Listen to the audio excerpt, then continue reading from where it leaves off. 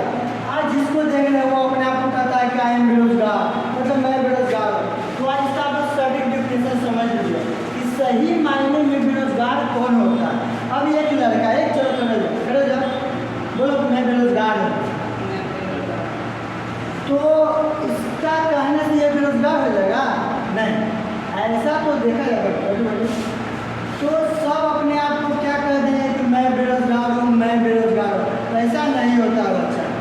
अब मेरा कहने का मतलब है कि जैसे आप लोग अभी पढ़ रहे हैं, आप लोग पढ़ रहे हैं, 9th में पढ़ रहे हैं, हम पढ़ा रहे हैं, लेकिन आप लोग ध्यान से पढ़ नहीं रहे, लेकिन पास हो गए, जैसे तैसे करके पास हो गए। नॉलेज तो है नहीं, पास हो गए। मैट्रिक में गए, मैट्रिक में पास हो गए। उसके बाद इंटर गए, इंटर में पास हो गए। जब आप कंपटीशन लेवल में घुसेंगे, जब नौकरी के लिए तो भटकिएगा, नॉलेज तो आपको है नहीं, पढ़ने के समय में तो पढ़े नहीं, 20 किए, आज कह रहे कि मैं बेरोजगार हूँ। ठीक है, तो वैसे व्यक्तियों को हम बेरोजगार नहीं कर सकते हैं। बेरोजगार सही मायने में किसे कहेंगे? बेरोजगारी का सही डिफिनेशन है ऐसा व्यक्ति जिसके पास, लिख लीजिएगा, ये बोर्ड पे नहीं लिखा हुआ है।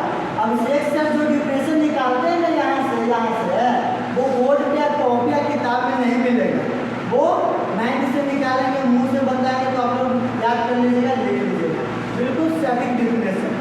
तो सही मायने में बेरोजगार है वैसे व्यक्तियों को कहा जाता है बेरोजगार जिसके पास काम करने की इच्छा, सबसे पहले काम करने की इच्छा होना चाहिए। हम इच्छा मन में जताएंगे तो ना कि हाँ हमको बोझा ढोना है तो ढोना, हमको बच्चे को पढ़ाना है तो पढ़ाना, बात समझिए ना।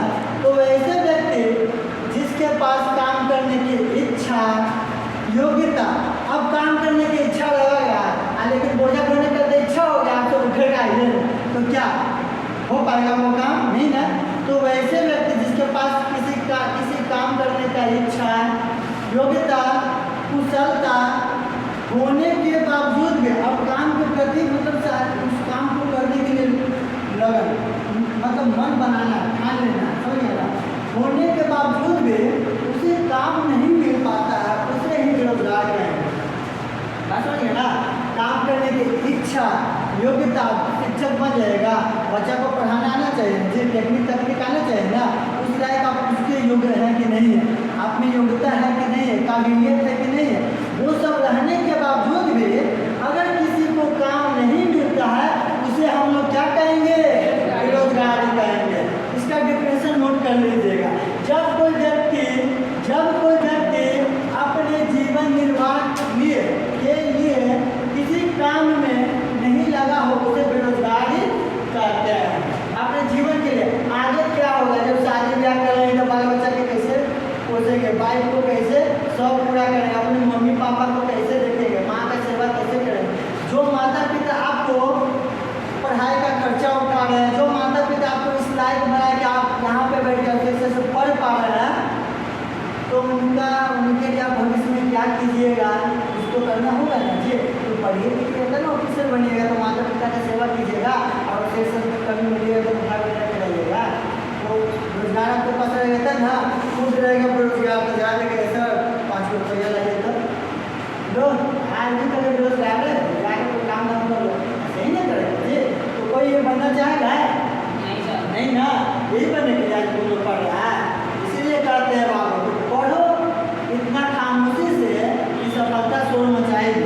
तो मज़े से पढ़िए, अच्छे से पढ़िए और बढ़िया से पढ़िए, हंसते मुस्कुराकर पढ़िए, लेकिन मन से पढ़िए, आपकेबाजी नहीं कीजिए, ठीक है। अब बेकारी क्या? तो बेकारी और गरीबी एक ही चीज़ है, ये दोनों साथ साथ चलते रहता है। उधर क्या था, गरीबी का दुष्चक्र जो पिछला क्लास में पढ़ाए थे आप लोग को, जो प्रोफेसर रैगनर नक्स थे, उन्होंने गरीबी के दुष्चक्र के परिभाषा में कहा था, एक देश गरीब है क्योंकि वह गरीब है। और जो गरीबी का पहिया है वो एक सर्किल पर क्या करते रहता है? मूव करते रहता है, घूमते रहता है। वो तो सबको समझ में आया था ना। बेकारी और गरीबी साथ साथ चलते हैं, क्योंकि जो व्यक्ति जीविकोपार्जन में असमर्थ होते हैं वे निश्चय ही गरीब होते हैं। जो अपने जीवन को भी सही ढंग से नहीं चला सकते हैं, अपने छोटे से छोटे जरूरतों को भी पूरा करने में असमर्थ है, उसे गरीब कहते हैं। छोटी से छोटी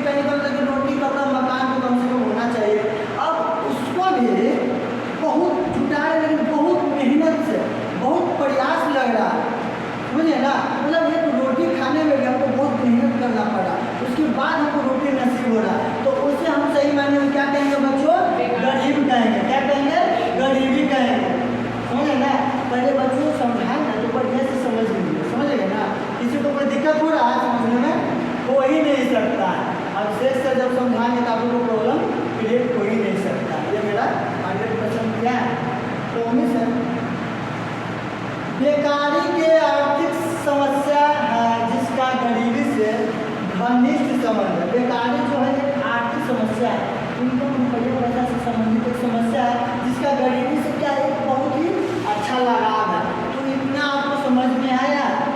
कोई दिक्कत हो तो मुझे बताइएगा।